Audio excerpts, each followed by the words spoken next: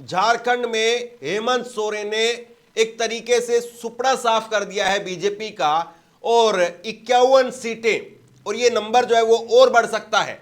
ये जो नंबर है ये और बढ़ सकता है। 51 सीटें इस वक्त में हेमंत सोरेन इंडिया गठबंधन के पास में यहां पर झारखंड में आ रही है, यानी बिना रोक टोक के इंडिया गठबंधन की सरकार बनने जा रही है झारखंड के अंदर। हेमंत सोरेन फिर से मुख्यमंत्री बनेंगे या अपनी पत्नी को मुख्यमंत्री बनाएंगे, या उनके ऊपर है। लेकिन बाबूलाल मरांडी वो हार स्वीकार कर चुके हैं। बाबूलाल मरांडी जो है बीजेपी के पहले मुख्यमंत्री थे झारखंड के अंदर, और इस वक्त में प्रदेश अध्यक्ष हैं। बाबूलाल मरांडी ने जो है वो वहां पर हार को स्वीकार कर लिया है। हेमंत सोरेन की सरकार बनने जा रही है। 51 सीटें वहां पर हेमंत सोरेन की आ रही हैं। इंडिया गठबंधन सरकार बनाने में कामयाब रहा झारखंड में, और एनडीए उसके पास में 28 सीटें ही आई हैं। यानी अब कहा जा सकता है कि अगर ये थोड़ा सा और जो है तस्वीर खराब हुई बीजेपी के लिए, तो तकरीबन तकरीबन आधे पर जो है वो बीजेपी यहां पर आ जाएगी, और इंडिया गठबंधन यहां पर 51 सीटों के साथ में। एक तरफ महाराष्ट्र का आंकड़ा आप देख रहे हैं, महाराष्ट्र में बीजेपी के लिए जो है वो सुखद तस्वीर नजर आ रही है, अच्छी तस्वीर नजर आ रही है। जलेबी जो है वो बीजेपी के कार्यालय में वहां पर बन रही है। वहीं पर आप देखें तो महाराष्ट्र में इंडिया गठबंधन ने अपना झंडा लहरा दिया है, और इंडिया गठबंधन की महाराष्ट्र के अंदर सरकार बन रही है। 51 सीटें महाराष्ट्र के माफ कीजिए झारखंड के अंदर इंडिया गठबंधन की आ गई है। हेमंत सोरेन ने एक तरीके से जो बात कही उसको जो है वो जनता के बीच में वो लेकर के गए, और हेमंत सोरेन एक आदिवासी मुख्यमंत्री को जेल में डालना, वो ऐसा लग रहा है कि बीजेपी को बहुत भारी पड़ा, उसका नुकसान हुआ। हेमंत सोरेन को लेकर के लोगों की सहानुभूति थी, और हेमंत सोरेन ने जेल से आने के बाद, ये दोनों तस्वीर हम इस वक्त में आपको स्क्रीन पर दिखा रहे हैं।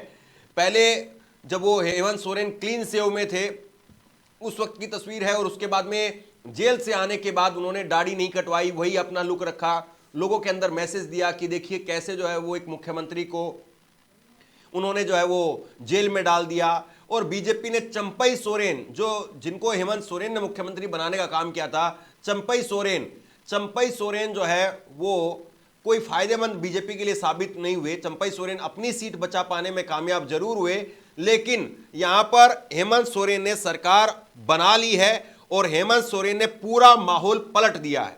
ये सीधे तौर पर जो है वो माहौल यहां पर नजर आ रहा है, और हेमंत सोरेन पूरी तरह से सरकार बना पाने में यहां पर कामयाब दिखाई दे रहे हैं, और हेमंत सोरेन ने झंडे गाड़ दिए हैं। तो एक तरीके से कल्पना सोरेन की जो मेहनत थी, उन्होंने जो रैलियां की, जो रैलियों में लोग उमड़ करके आ रहे थे, मोदी साहब ने हेमंत सोरेन के खिलाफ, इंडिया गठबंधन के खिलाफ, कांग्रेस के खिलाफ यहीं पर जाकर के नारा दिया था, बटेंगे तो कटेंगे। लेकिन उस चीज को बिल्कुल सिरे से नकार दिया लोगों ने। मोदी जी की, बीजेपी की जो नफरत की राजनीति लगातार वहां पर की जा रही थी, उस नफरत की राजनीति की करारी हार हुई है, और यहां पर हेमंत सोरेन सरकार बनाने में कामयाब रहे हैं, और बीजेपी उसके लिए अपने आप में एक बहुत बड़ा करारा झटका जो है वो लगा है बीजेपी के लिए। और निश्चित तौर पर आप ये कह सकते हैं कि जो हिमंता बिस्वा शर्मा को बीजेपी ने यहां पर लगातार जो है वो वहां पर रखा, और जिस तरीके से हिमंता बिस्वा शर्मा बयानबाजी कर रहे थे, जिहादी वोट, ये वोट, वो वोट, सब कुछ जो है वो धरा का धरा रह गया। सीएनआरसी की बात भी कही गई, तो सीएनआरसी की बात भी जो है वो धराशायी हुई, और आदिवासी वोट वो एक तरफा हेमंत सोरेन की तरफ गए हैं, इसमें कोई शक नहीं है। और बीजेपी को कहीं ना कहीं नुकसान इस बात का भी हुआ है कि वो अपना कोई मुख्यमंत्री का चेहरा नहीं दे पाए, कि अगर हेमंत सोरेन है तो दूसरी तरफ उनके सामने कौन है।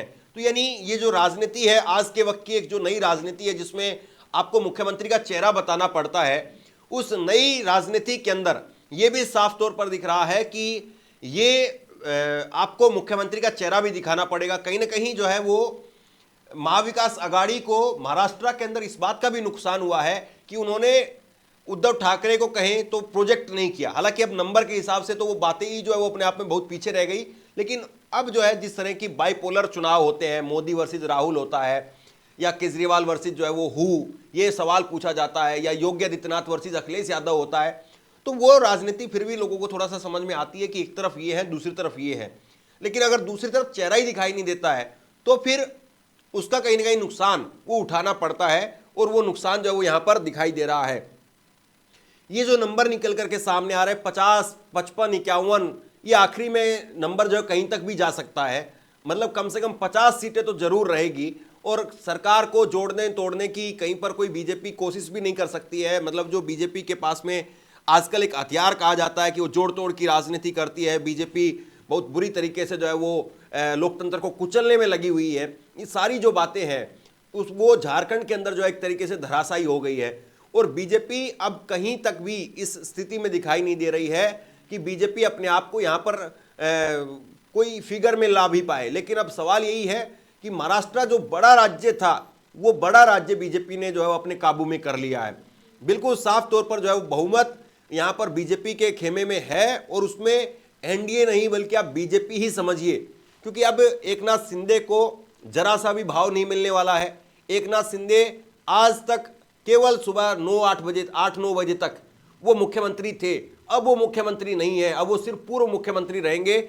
उनको डिप्टी सीएम के तौर पर जरूर जो है वो बीजेपी रख सकती है कि डिप्टी सीएम बना दिया जाए एकनाथ शिंदे को और अजीत पवार को, और जाहिर सी बात है डिप्टी सीएम का पद जो है वो लोग स्वीकार भी करेंगे। लेकिन झारखंड में बीजेपी का कोई दाव नहीं चला, और ये अपने आप में सवाल जो है वो पूछा जाएगा कि एक राज्य के अंदर जब बड़े नेता थे और वो बड़े नेता कुछ नहीं कर पाए, मतलब यहाँ पर जो है वो शरद पवार कुछ नहीं कर पाए, यहाँ पर उद्धव ठाकरे कुछ नहीं कर पाए, तो बीजेपी ने क्या ऐसा जोड़ तोड़ लगा दिया, क्या ऐसा समीकरण कर दिया, तो बीजेपी को कैसे वहां पर इतनी तगड़ी जो है वो जीत मिल गई, ये सारे सवाल जो है उठ रहे हैं। और दूसरी बड़ी बात यह है कि जिस तरीके से बीजेपी ने जो है वो माहौल यहाँ पर बनाने की कोशिश की महाराष्ट्र के अंदर, तो माहौल भी ऐसा नहीं दिखाई दे रहा था कि बीजेपी का कोई बहुत भयंकर माहौल बन गया है, और बीजेपी ने वहां पर अपने आप को जो है वो बहुत बुरी तरीके से जो है वो रैली के अंदर देखें या कहीं और देखें तो आपस में बहुत जो है वो उठापटक नजर आ रही थी। अजीत पवार खुद कह रहे थे कि ये बटेंगे कटेंगे राजनीति यहाँ नहीं चलेगी। पंकजा मुंडे जो है वो बगावत करती हुई एक तरीके से इस नारे को लेकर के नजर आ रही थी। फिर उसके बाद में देवेंद्र फडणवीस कह रहे थे नहीं यही नारा चलेगा। देवेंद्र फडणवीस काफी देर तक खुद जो है वो पीछे रह गए। लेकिन दूसरी तरफ झारखंड के अंदर, झारखंड में नरेंद्र मोदी ने जो बेटी वाला नारा दिया, ऐसा लगता है कि आदिवासी लोगों ने उसको जो है वो अपनी माटी के साथ में जोड़ लिया, और आदिवासी लोग जो है वो इस बात को लेकर के नाराज हो गए कि आप एक मुख्यमंत्री के ऊपर आरोप लगा रहे हैं। और देखिए ये अगर तथ्य के तौर पर अगर हम देखें, फैक्ट के तौर पर अगर हम देखें, तो बीजेपी ने एक सीधा सफेद झूठ वो पेश किया, बिल्कुल सीधा सफेद झूठ पेश किया, क्योंकि झारखंड की सीमा किसी राज्य के साथ में नहीं लगती है।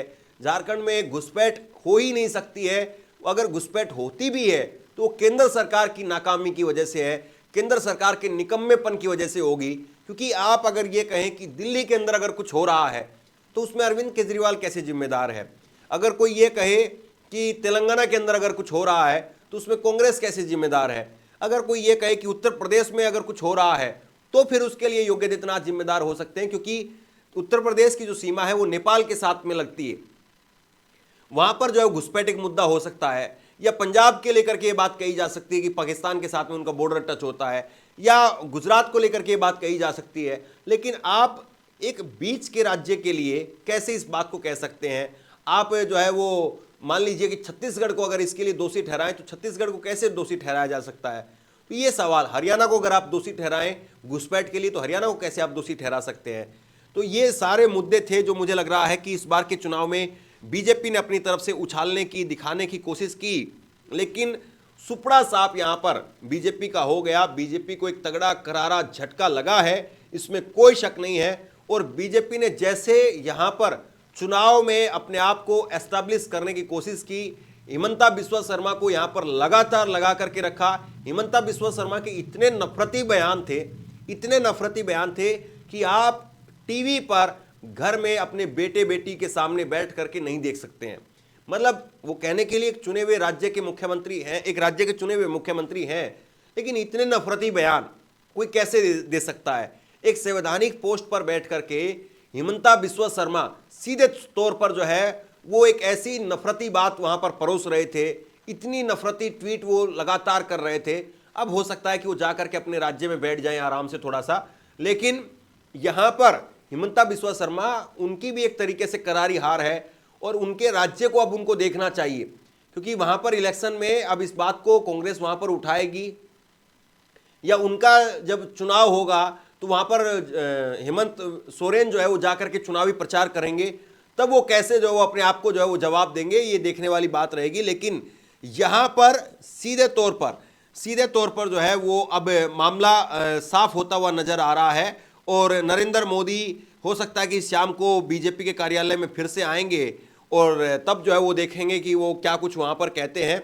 लेकिन लगातार संजय राउत इस बात को कह रहे हैं कि गद्दारी कैसे हजम हो गई, और इसको लेकर के आप देखिए, मैं आपको बयान बता रहा हूं, ये झारखंड से, रांची से जो है वो बयान निकल करके सामने आ रहा है। पूर्व कांग्रेस के अध्यक्ष हैं राजेश ठाकुर, और उनकी तरफ से कहा गया है कि रुझानों में परिणाम जो है वो रुझान जो है परिणामों में बदलेंगे और रुझान अच्छे आ रहे हैं, मार्जिन लगातार बढ़ता जा रहा है। चाहे किसान के कर्ज माफ करने की बात हो या 200 यूनिट बिजली मुफ्त देने की बात हो, उसका परिणाम दिखाई दे रहा है। भाजपा ने बार बार ऐसी राजनीति करने की कोशिश की, जब जरूरत पड़ी तो मुख्यमंत्री को जेल भेज दिया, सरकार का बहुमत लूटने की कोशिश की। हमने भाजपा द्वारा किए गए प्रयासों को खत्म किया और अगर भविष्य में ऐसी कोई भी कोशिश करेगा तो उसे बख्शा नहीं जाएगा। तो यहाँ पर कांग्रेस जो है उत्साहित नजर आ रही है, कांग्रेस की तरफ से जो है वो उनके नेता निकल करके अब बयान दे रहे हैं। लेकिन ये सीधे तौर पर एक तरीके से आप कह सकते हैं कि ये बीजेपी, हेमंत सोरेन ने पूरा चुनाव जो है वो अपने कंधे पर लेकर के वो चले, और हेमंत सोरेन जो है उन्होंने ही पूरे माहौल को जो है बनाने का काम किया। और उसके बाद में एक बयान मैं आपको और दिखा देता हूं। आधिकारिक चुनाव आयोग के रुझानों के अनुसार जेएमएम के नेतृत्व वाले महागठबंधन ने राज्य में बहुमत का आंकड़ा प्राप्त कर लिया है। वर्तमान में 81 में से 51 सीटों पर बढ़त बनाए हुए हैं और कांग्रेस के प्रभारी गुलाम अहमद मीर और राज्य के पार्टी पर्यवेक्षक तारिक अनवर, ये तमाम नेता अब कांग्रेस के वहां पर पहुंचने शुरू हो जाएंगे। धीरे धीरे कांग्रेस के नेताओं का वहां पर अब पहुंचना जो है वो जारी हो जाएगा और ये अब मतगणना के दिन जो है वो उन्होंने बैठक की है। कुछ देर पहले वो विजुअल भी निकल करके सामने आए हैं, उन्होंने बैठक की है। तो कम से कम इंडिया गठबंधन के लिए एक सुखद खबर झारखंड से निकल करके सामने आई है और झारखंड में पूरी तरह से सुपड़ा साफ कर दिया है। तो एक तरफ तो प्रियंका गांधी, उन्होंने बीजेपी की नाक में वहां पर दम कर दिया। वायनाड से तस्वीर निकल करके सामने आ रही है, वायनाड में अब 2 लाख के मार्जिन के आसपास प्रियंका गांधी पहुंच गई है, 2 लाख। तो ये एक बड़ी खबर वायनाड से आपको बता रहा हूं, जहां पर प्रियंका गांधी दनदनाती हुई दिल्ली की तरफ आगे बढ़ रही हैं और अब प्रियंका गांधी को वहां पर कोई नहीं रोक पाएगा, ये पहले से साफ दिखाई दे रहा था, लेकिन अब नतीजे वहां पर बता रहे हैं। और उसके साथ साथ जो है वो यहां पर आप देखिए कि झारखंड में भी बीजेपी के लिए बहुत बड़ी खबर, और 4 सीटों पर बिहार में बीजेपी आगे है, यानी नीतीश कुमार के लिए भी खतरे की घंटी बज गई है। नीतीश कुमार को भी बीजेपी ने एक तरीके से आंखें दिखा दी है। तो यानी नरेंद्र मोदी धीरे धीरे 2024 से पहले वाले नरेंद्र मोदी के तौर पर अपने आप को अब यहां पर देखेंगे। और आज जब वो आएंगे वहां पर अपने बीजेपी के हेडक्वार्टर में, जिसको लोग 5 स्टार होटल भी कह देते हैं, उसके बगल में एक ललित होटल है, वो भी अपने आप में बहुत बड़ा, बहुत मशहूर होटल है और उसी रंग का, उसी पत्थरों का, उसी तरह का बीजेपी का हेडक्वार्टर है। तो बीजेपी के हेडक्वार्टर में आज काफ़ी गहमा गहमी शाम को होगी। नरेंद्र मोदी विदेश यात्रा से आकर के वहां पर कार्यकर्ताओं को संबोधित करने का काम करेंगे। लेकिन जिस तरीके से मैंडेट यहां पर झारखंड के अंदर निकल करके सामने आ रहा है, ये बीजेपी के लिए हजम करने वाली बात नहीं होगी। बीजेपी यहां पर कहीं ना कहीं जो है वो काफ़ी फंस गई है और बीजेपी किस तरीके से यहां पर अपने आप को बचा करके लेकर के जाती है, ये एक बड़ा सवाल है। और दूसरी बड़ी बात यह है कि जो बात लगातार कही गई कि चंपई सोरेन को गद्दारी करके हटाया, ये बात जो है झारखंड में सिरे से खारिज हो गई है। चंपई सोरेन, सीता सोरेन, इन सब को जो है वो बीजेपी अपने पास में लेकर के गई। हेमंत सोरेन की भाभी है सीता सोरेन, और जामताड़ा की सीट पर वो चुनाव लड़ रही थी और जामताड़ा की सीट पर काफी देर तक वो पीछे रही। अभी उनका ताजा स्टेटस क्या है वो भी आपको बताऊंगा जैसे ही जानकारी आएगी सामने। और मतलब झारखंड के अंदर कोई चांस बीजेपी के लिए नहीं दिखा। ये साफ तौर पर जो है वो नंबर बता रहे हैं कि बीजेपी के लिए कोई चांस वहां पर नहीं दिखा। बीजेपी वहां पर काफी स्ट्रगल जो है वो करती रही और आखिरी में अब जो है वो बीजेपी के लिए ये कहा जा सकता है कि बीजेपी यहां पर बड़ा भारी जो है वो नुकसान उनको हो गया। चंपई सोरेन को ला करके भी कोई फायदा नहीं हुआ। अब सोचिए, चंपई सोरेन अपना आराम से चश्मा बनवा सकते हैं, हेमंत सोरेन ने उनको बिल्कुल खाली कर दिया है। उनको अब साफ साफ दिखाई दे रहा होगा कि बीजेपी उनको क्या देती है।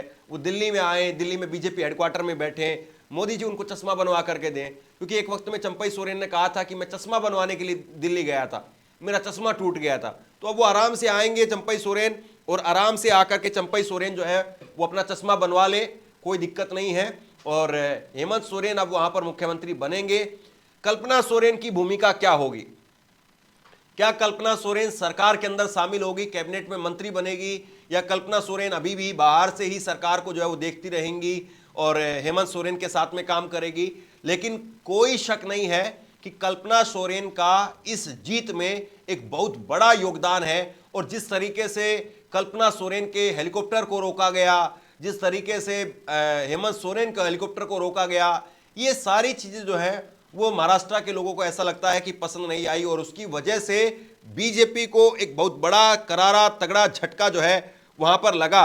और बीजेपी इस चीज को जो है वहां पर किस तरीके से जस्टिफाई कर पाएगी कि जो वहां पर किया गया वो कैसे ठीक था। और महाराष्ट्र में भी अब सबसे बड़ी बात यह है कि जो विनोद तावड़े को पैसा मिला, उस पैसे का भी क्या होगा, सोचिए जरा। और मुझे इस बात का बार बार जो है वो एक तरीके से अंदेशा हो रहा है कि कहीं ना कहीं जिसने ये आरोप लगाए थे, जिन्होंने ये आरोप लगाए थे कि विनोद तावड़े से पैसे मिले थे, 6:30 बजे नरेंद्र मोदी 6:30 बजे बीजेपी हेडक्वार्टर में आएंगे, ये खबर जो है निकल करके सामने आ रही है। यानी करीब अभी 11:15 बजे का समय जो है हुआ है, और ऐसा लग रहा है कि 1:30-2 बजे तक पूरा सब कुछ जो है मामला साफ हो जाएगा। ज़्यादा लंबा जो है चुनाव खींचने वाला नहीं है। झारखंड में पहले ही जो है तस्वीर पूरी तरह से साफ हो गई है, महाराष्ट्र में भी तस्वीर साफ हो गई है। तो ऐसे में और अब 2 लाख वोट से प्रियंका गांधी आगे चल रही हैं, 2 लाख वोट से आधिकारिक तौर पर जो जानकारी सामने आ रही है। और महाराष्ट्र में महायुति की और झारखंड में सोरेन की ये सरकार में वापसी हो रही है। तो ये बिल्कुल साफ तौर पर जो है वो अब तस्वीरें बीजेपी के खेमे से, और ये तस्वीरें मैं आपको दिखा रहा हूं जो विनोद तावड़े जिनका पैसा जो है पकड़ा गया था, उस सीट पर भी जो है अब बीजेपी पीछे है। मतलब एक तरीके से सब कुछ किया, लेकिन फिर भी देखिए जरा एक बार तस्वीरें इनकी एम्बियंस खोलिए, और ये उस वक्त की तस्वीर है। और आज 100 करोड़ रुपए का इन्होंने राहुल गांधी और मल्लिकार्जुन खड़गे को नोटिस भी भेजा है इसी बात को लेकर के।